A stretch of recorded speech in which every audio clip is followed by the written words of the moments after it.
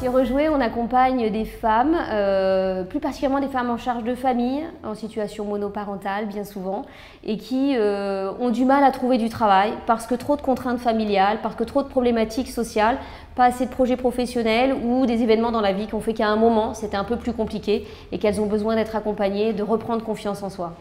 Alors avec toutes ces femmes, on va leur proposer une activité différente qui est de remettre en circulation des jouets d'occasion de qualité. Et du coup, elles vont prendre le temps de les collecter, de les trier en fonction de leur qualité, catégorie de jouets, de les nettoyer avec un nettoyage écologique fin. Vraiment, tout doit être impeccable pour être remis en circulation, les réassembler, c'est-à-dire que si les pièces sont incomplètes, de retrouver les bonnes pièces. Puis les contrôler et enfin les remettre en circulation dans des boutiques ou offerts à des enfants en fin d'année pour Noël.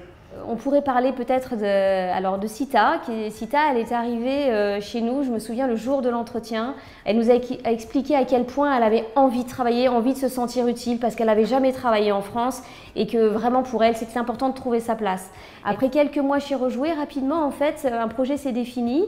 Et avec Stéphanie, la chargée d'insertion, elles se sont orientées vers une formation d'assistante de vie aux familles, une formation qualifiante qu'elle a réalisée sur quelques mois. Et en sortant de sa formation, elle a pu être embauchée dans une société d'aide à la personne pour s'occuper des personnes âgées comme elle le souhaitait. Mais l'idée, c'est d'avoir des hommes et des femmes qui travaillent ensemble parce que c'est aussi ça dans la société.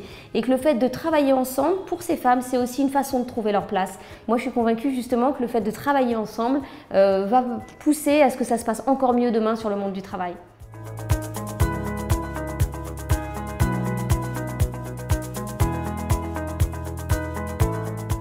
Nous travaillons pour la préservation des forêts, pour la biodiversité, et nous pensons que nous pouvons le réaliser avec le soutien des communautés locales à leur bénéfice. C'est pour cela que nous travaillons justement sur la mise en place d'activités d'alternatives économiques à la déforestation.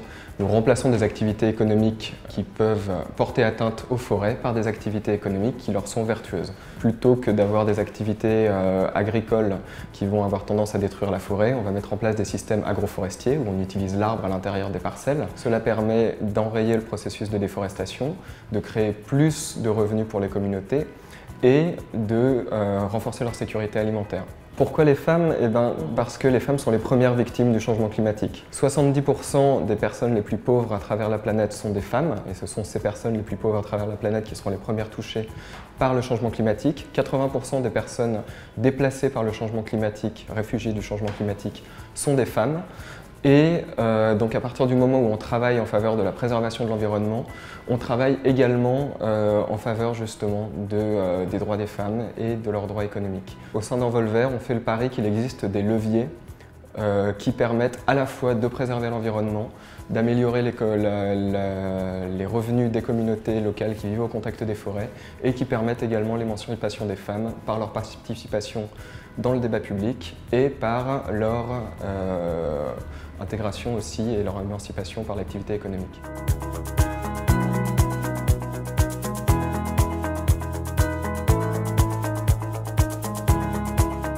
L'agroécologie, c'est tout un ensemble de pratiques et de philosophies qui visent à vraiment restaurer les ressources naturelles tout en pouvant produire des ressources alimentaires suffisantes pour les familles, tout en diversifiant les productions et l'alimentation. Le projet il a été mené par une association locale qui s'appelle la REJ, qui a un centre de formation, enfin une ferme-école en réalité, depuis plus de 20 ans dans la région, donc qui connaît très bien la région et qui est très ancré localement. Et donc qui a accueilli ces jeunes femmes pendant 6 mois sur la ferme-école pour leur transmettre le plus vaste bagage de compétences sur ces pratiques agroécologiques pour qu'elles puissent ensuite, de retour dans leur village, démarrer leurs propres activités et également transmettre aux autres femmes de leur village toutes les compétences qu'elles avaient acquises. Pourquoi les femmes? Parce que en termes d'agriculture, souvent c'est elles qui font la majorité du travail. Et elles peuvent s'investir pleinement dans leur région, dans leur village, dans leur communauté, en ayant moins de risques d'être obligées de migrer, des fois par nécessité économique, comme les hommes peuvent avoir à le faire de manière temporaire. Pourquoi les femmes également? Parce que dans la société au Togo, c'est elles qui sont responsables de l'éducation des enfants. Et donc c'est elles aussi qui peuvent transmettre, pas seulement, mais auprès des autres femmes et hommes de leur village, mais aussi auprès de leurs enfants.